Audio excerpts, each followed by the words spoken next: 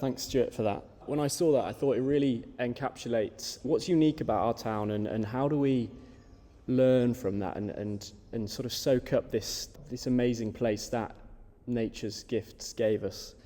For those of you who don't know me, I can see a few familiar faces here, but I'm George and I am a freelance designer, but I have a strong interest in place and the environment, and I'm very involved with Longlands Common, which is a near 100-acre rewilding project between Harrogate and Knaresborough, and I'm a trustee for the Yorkshire and Humber regional civic movement as well. So for this theme, I was tasked with quite a few categories around natural environment. I was actually supposed to be joined by a colleague at the Environment Agency today, but he couldn't come, unfortunately, so I'm going to try and do my best to cover everything. In terms of Harrogate and its natural environment, there's one of these elements that really comes through the most, as Stuart mentioned, and as that extract says, and that's our spa waters. So all of these things kind of feed in and respond to the spa water element.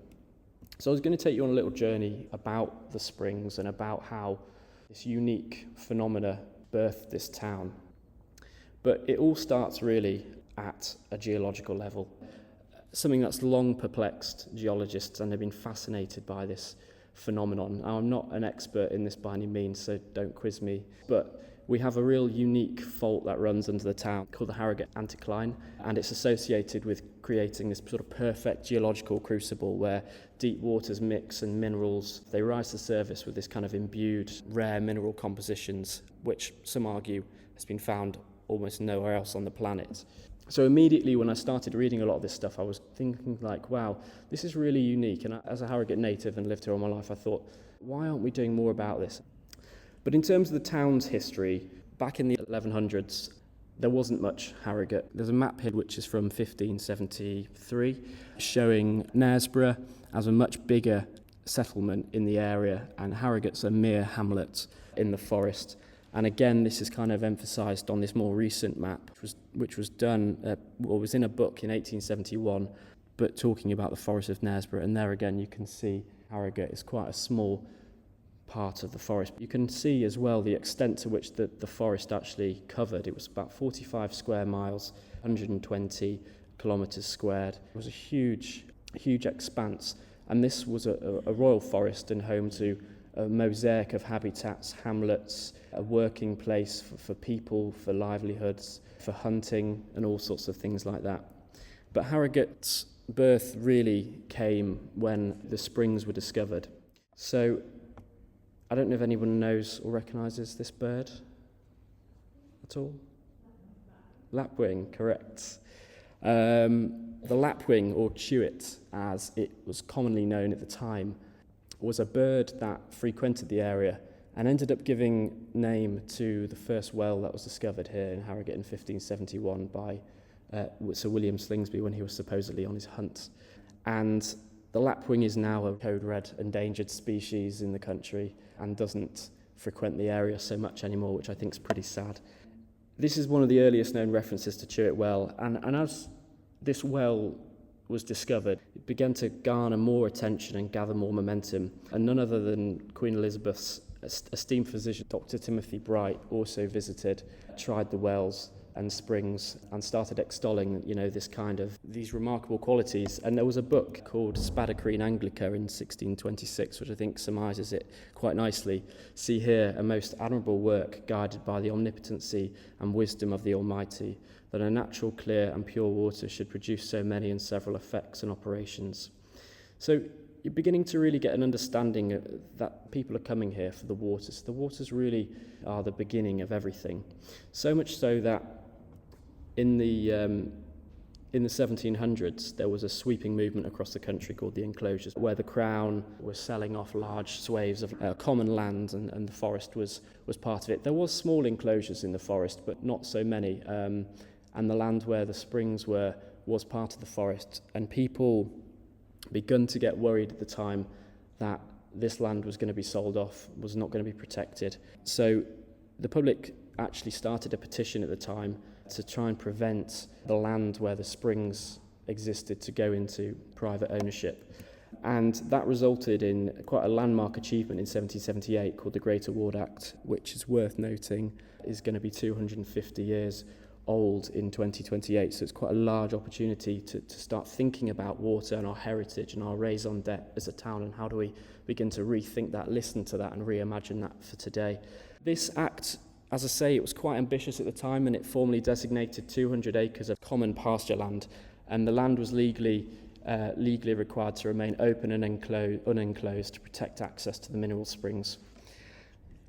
The land was also assigned to what they called copyholders at the time, who were granted gates or common grazing rights.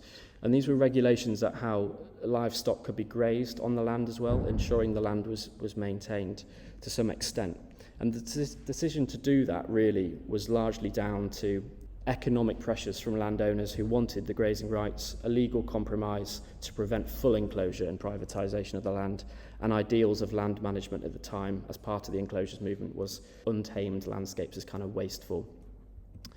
But this is a really lovely depiction that I managed to acquire from an art gallery in town, and it shows a view if you were stood on the Crown Roundabout looking down St Mary's Walk. So that church is no longer there anymore. It's actually where the synagogue is today.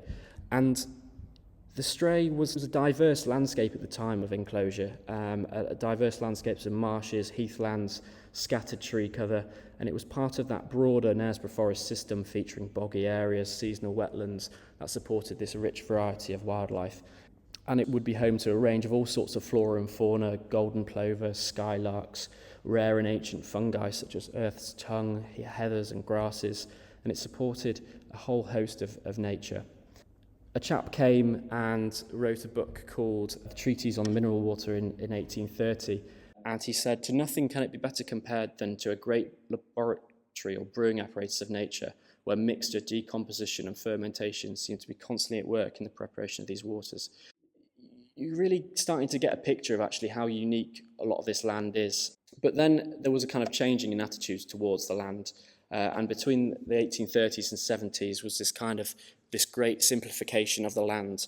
And there was a few drivers in why the landscape, i.e. the Stray, changed from its more biodiverse, abundant kind of setting at when it was enclosed and how it was sort of more intended to be, to the kind of landscape that we realise and see today. Economic interest, as I say, was a large part of that of the gate owners, and the wet and boggy ground was seen as a problem for livestock and grazing, leading to calls for drainage. And there was a petition staged in 1834 by the Castlegate owners, which stated a proposed plan for the drainage improvement of the said Stray to render it more productive and serviceable for grazing purposes. The issue was kind of simple, really. Wetlands limited the number of cattle that could graze. The gateholders wanted dry, firm land to increase productivity and financial return, and the Duchy of Lancaster was supportive of this, but there was a lot of opposition in the community, and the chap called John Greaves, who was quite an eminent chap, tried to build a case against doing this, as he said it would destroy the Stray's natural character. But despite public opposition, drainage plans did go ahead, and then the landscape began to change. This was also coupled with sanitation, because as the town began to grow, more of the streams and the wetland areas became open sewers, so the improvement commissioners at the time were tasked with trying to remedy that. They didn't want a town where cholera and all sorts of other illnesses would be rife. This was a spa town, a place of health and well-being. They couldn't have any of that. So the streams and the culverts, which there was many, which I'll go on to show you shortly, were buried, were covered over because of the effluence that was in these streams, causing offensive and injurious to health and containing waste from inns, businesses and homes. And as I say, rather than investing in parallel sewers, the solution was just simply to culvert the streams, hiding the problem rather than addressing it themselves. And also, as well, Victorian appeal, the aforementioned kind of changes provided this vehicle an opportunity to further morph the landscape into a more appropriate Victorian ideal, with large clumps and mounds deposited into the lower lying land, wetlands and pond areas disappearing. Victorians preferred tidier, ordered landscapes. Open streams did not fit that image and were seen as chaotic, unsanitary and associated with unsightly parts of the town. John Greaves said the removal of these features would be a great loss to the character of Harrogate, leaving nothing but an artificial landscape where nature once thrived, which I think really encapsulates the kind of landscape we have today. And when you start to think about how it used to look and natural intentions of why it was created, it does make you question, but it makes sense as to why the landscape has changed. And it's contrary to what a lot of people think, it's not always looked the way it has. The town really was recognised as a place built around this superlative natural phenomena. And despite the problematic and perhaps detrimental interventions of the stray, it represented an understanding and appreciation of the importance of nature. This shows Harrogate as one of the best spas in the world, supposedly, and possessing the most complex array of mineral springs found anywhere on the planet, showcasing how Harrogate really was a place of health and well-being in nature, and these beautiful illustrations of various different marketing material also showcase that as well. And there was a lady who was a key character in the town at the time called Betty Lupton, and she was known as Queen of the Wells. The royal pump rooms in Harrogate, a place where the waters flowed like liquid gold, and the laughter echoed through the grand halls. I remember it like it was yesterday, though it's been nearly 50 years since I first took my throne as the Queen of the Wells.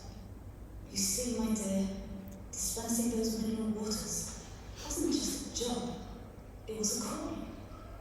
People came from far and wide, seeking the healing touch of Harrogate's famous waters. And who was I to deny them the elixir of life? For half a century, I stood there, like a guardian of the fountain of health. Each day brought a new face, a new story, a new ailment that hoped to find solace in the magical waters. I became more than a dispenser. I became a confidant, a friend to those seeking relief. The pump rooms weren't just a place for water. They were a sanctuary for the weary souls in search of rejuvenation. The tales I could tell, from the laughter of children to the whispered hopes of the elderly, every drop held a piece of someone's story. And in those moments, I felt like royalty, presiding over a kingdom of well-being. The Queen of the Wells, they called me, and I wore that title with pride. So I think now we've established kind of a clearer picture of how people perceived it at the time and why it kind of existed. But unfortunately, we have seen quite a large decline. This is a photo from the 1970s of Churtwell, bolted and closed up. And by this point, the spa had fully sort of shut down, largely being propelled by the war, the rise of allopathic medicine, things like the iron tablet. People no longer needed to visit spa towns because they could get drugs instead. And this whole nature attitude shifted was largely when a lot of the problems that we're beginning to see today started to surface, and this sort of disregard for nature, this nature beginning to decline locally and globally. And we're seeing this in our town. Harrogate has three main water bodies. Oak Beck is moderate ecological status, Crimple Beck, poor, River Nid, moderate, nowhere near as good as they could be. And we've got a lot of work going on already in the town, Nid Action Group and various people trying to look at how we can improve our watercourses. But the town plan's a really big opportunity for how we can actually start to think about what are the mechanisms and interventions that we can include in the town plan to begin to think about how we can make our water healthier, or watercourses. This is just showing how the town actually feeds into a lot of the main watercourses, and because a lot of the water's been hidden, we don't actually realise that all of the roads, things that we put down the drain, they're all just going straight into the river. And there's opportunities, there's interventions, as I say, that we can start to think about in the town plan for how we mitigate those changes. I've been doing some sort of high-level hydrological sort of mapping showing which kind of, and this is a platform called Scalgo, which is showing the presence of water and where it wants to be and where it should be. And it's really interesting how you can see in the top left there where you've got a high concentration of water in Low Harrogate. And Catherine and I, Dukes, were looking at some maps yesterday, and they were showing that this increase, with an increased pressure on housing, on the drains, on the sewers, these kind of areas are going to be susceptible to flooding. So we've really got to think about how we slow down that flow of water, and there's an opportunity to improve nature for well-being, and indeed to really bring our reason for existence as a town back to life by this integration of water back into our landscape. These are some pictures I've taken around the town, so kind of ghost landscapes. Kind of when you look at this and you're seeing where the water wants to be, and this is getting data from all sorts of places, from Yorkshire Waters maps, from LiDAR, looking at the topography, a lot of correlation of when it rains, where the water and presence of water wants to be in the town. Things like our attitudes towards biodiversity. This is a photograph I took on the Stray, which is Milton Way, which was a path designated as a field of hope by Marie Curie, and you can also see the use of pesticides all around the bottom of the sign. And things like that, how do we begin to think about our use of pesticides and how we interact with nature? How do we build a plan that actually prioritises nature, and how do we create a 21st century spa town? And so taking all that and thinking, what other things can we do? What are the opportunities? What things are calling out to us? I've recently been having a few conversations with UNESCO, and they have a scheme called the Great Spa Towns of Europe, and I was intrigued to know as to why and how Harrogate didn't qualify. And it was quite an obvious answer, and she said because the town fails to understand or realise its natural phenomena. It doesn't do anything with its springs, it's not innovative or imaginative about spa history, and because of this we were relegated from the shortlist of designations. But she did emphasise that Harrogate just isn't there yet. And indeed, conversations I've had with other professors from universities who've done sort of extensive research on the town claim that if we do really open our eyes to God's gift that we've got beneath us and think about how we can integrate it back into the landscape, and by doing that, we actually tick off so many other boxes and also begin to improve the state of nature. How do we bring back some of that flora and fauna? How do we ease the pressure on our sewers and our drains as well? And there's glimpses of nature trying to reclaim its presence in the town. These are some photos of these really cool fungi on the Stray when it's not been mown. So earth tongue, golden waxcap, they're all sort of signs of these indicators of ancient unimproved grassland systems that once existed on the land, and the UK Biodiversity Action Plan recognises these as a high conservation importance. This is a chalybeate spring trying to emerge in Valley Gardens, and 2 weeks later the council had buried it again. Trees are being planted, things are happening, but I think again the town plan is an opportunity to really try and emphasise, could we plant more trees? How many trees could we plant? Could we cover our streets? Urban greening, all this kind of stuff. I'm going to just talk about quickly a project that kind of tries to bring together a lot of these ideas into something which is a bit more holistic. So thinking about the fault, this anticline, the springs that emerge from it. You see that Valley Gardens, the Royal Pump Rooms, the Royal Baths, Crescent Gardens all sits along that line, because that is the sort of spar ensemble of the town. And this is where the springs would have once emerged, but no longer.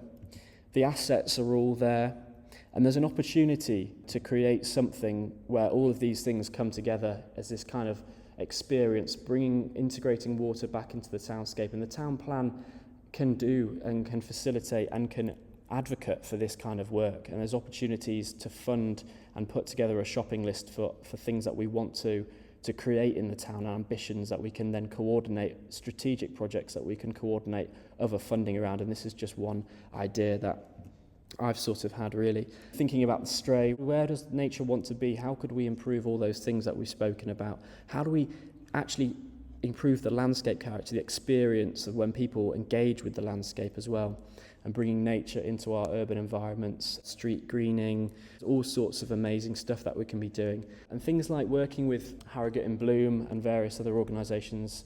How do they plant better, and how does the town plan act as a sort of facilitator and coordinator and catalyst in actually a lot of these ideas as well? This is quite a nice picture of the Crown Hotel back in the 1900s, again showing how we embrace nature a lot more than we do now. So yeah, the town plan, we are at a precipice of an opportunity to put nature and water back on the map and bring it back into the heart of Harrogate. And I know that's been an ambition for a lot of organisations and people in the town.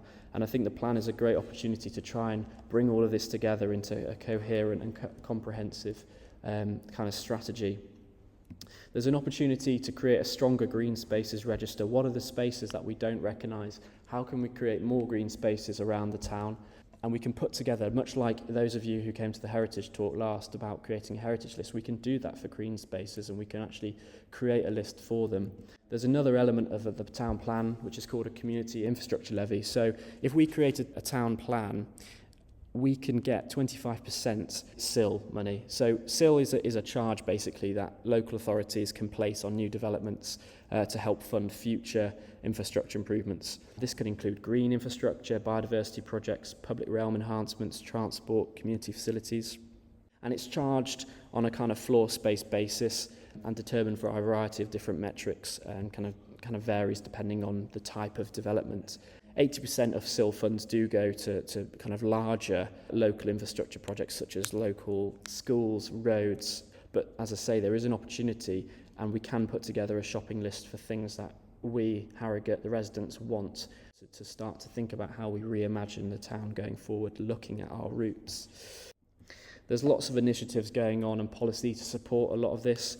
The White Rose Forest is a collaborative of initiative going on at the moment dedicated to enhancing tree coverage across North and West Yorkshire, aiming to bolster environmental health, community wellbeing and economic vitality. And as a community forest in the region, they do play a massive role in this broader Northern Forest project which aspires to plant 50 million trees to coast by 2030. Again, variety of different policies advocating for this kind of change. So this isn't just something unique to Harrogate, but this is something that is being drip-fed down from a top level as well. The UK Government Environmental Improvement Plan calls for urban tree planting and habitat restoration. The National Planning Policy Framework requires biodiversity net gain in all new developments. Public health, urban trees, green spaces, reduce heat, pollution, restore mental health and physical health. And I think this is just a glimpse into actually nature it covers everything. Economic growth drives footfall, dwell time, spending in retail, increases commercial, residential property values, reduces long-term costs in climate adaptation, infrastructure damage and healthcare. How do we work with integrated care partnerships, health and wellbeing, which I'm sure Jan is going to talk about more in the next topic. The opportunity is huge if we really just listen to the land and think about how we take these gifts that have been given to us and imagine a future and really just think outside the box. By 2035, how would we imagine Harrogate as a place where nature is once again at its centre?